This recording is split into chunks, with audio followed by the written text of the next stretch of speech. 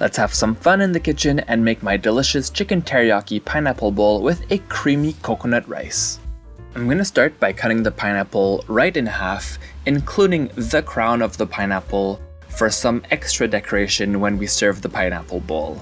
Once the pineapple is cut in half, I'm going to take my knife and make diagonal cuts all around the inside of the pineapple, and then take a spoon, hold the pineapple over a bowl, and then scoop out all of the flesh and all of the juices because we're going to need those to make the sauce. Take the flesh of the pineapple, cut out the core, and then chop the rest into small pieces. Then we're ready to cook our chicken. I'm going to cut it into small cubes, and then heat up a pan on medium-high heat with a little bit of olive oil and then place my chicken pieces in there. While they're cooking, I'll assemble the sauce by combining the soy sauce, some brown sugar, some of the pineapple juices, some sesame oil, then some crushed garlic, and some freshly grated ginger.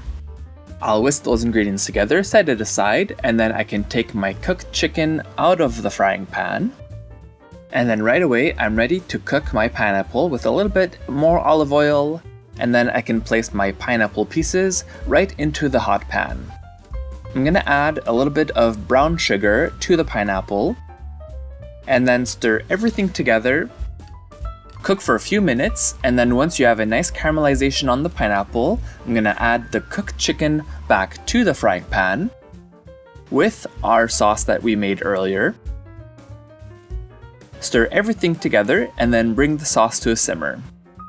While it's heating up, I'll combine some cornstarch and water to make a slurry, whisk it together until smooth, and then add it to the frying pan, stirring right away, and then as soon as the sauce has thickened, you're ready to serve.